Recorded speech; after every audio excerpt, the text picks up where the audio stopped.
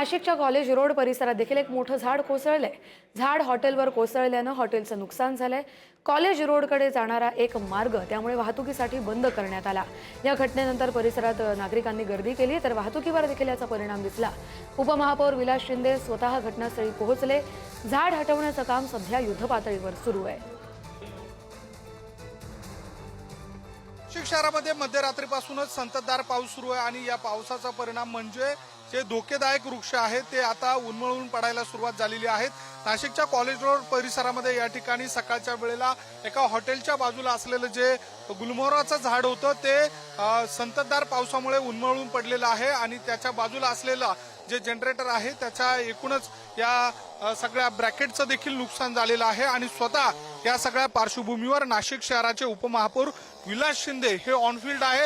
हे संपूर्ण रस्ता जो बंद करण्यात आलेला आहे त्या पार्श्वभूमीवर तातडीनं या झाडाचं कटिंग करून हा रस्ता सुरळीत करणं आणि नागरिकांना एकूणच त्रास कसा कमी होईल या दृष्टीनं आता प्रशासनाच्या माध्यमातून प्रयत्न केले जात आहे।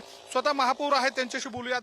अण्णा, ज्या पद्धतीनं हे झाडं आता उन्मळून पडायला लागलेले आहेत, मागील काळामध्ये नाशिक शहरामध्ये झाडं तोडण्याचा मुद्दा उपस्थित झालेला होता, आता मात्र अशा स्वरूपाचं अपघात होता राहिलेला आहे। जे सीसीटीव्ही दिसतंय ते सुद्धा आपण जर बघितलं असेल तर गंभीर समस्या या निमित्तानं उद्भवते। काल सकाळपासून या ठिकाणी संततधार नाशकामध्ये सुरू झालेली आहे।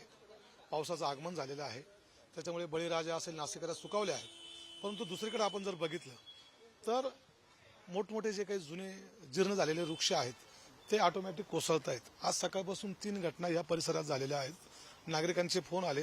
सुदैवानं हा जयान सर्कलचा सिग्नल आहे तो स्टॉप होता, इकडे जाणारी जी रहदारी होती ती स्टॉप होती, रेड सिग्नल होता।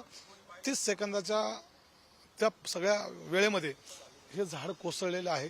इथे एक ज्येष्ठ नागरिक त्यांच्या नातवासोबत होते। ही बँक आहे, बँकेला आज सुट्टी असल्या कारण इथे वर्दळ कमी आहे आणि हा सर्वात जास्त वर्दळीचा हा जो भाग आहे।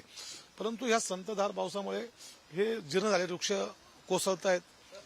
नाशिककरांना आपला जीव मुठीत घेऊन प्रवास करावा लागतोय। मला असं वाटतं माननीय उच्च न्यायालयाचं जर आपण निदर्शनास आणून दिलं, जर वेळेत दिलं असतं तर ही ज्या काही घटना ह्या घडल्या नसत्या।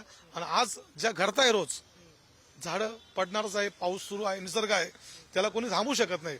परंतु त्याच्या अगोदर ज्या काही उपाययोजना आहे ती प्रशासनाची जबाबदारी आहे, ती प्रशासनानं पार पडणं ही अपेक्षित आहे। व्हिडिओ जर्नलिस्ट मयूर बारगजेसह मी किरण ताजने, पुढारी न्यूज, नाशिक।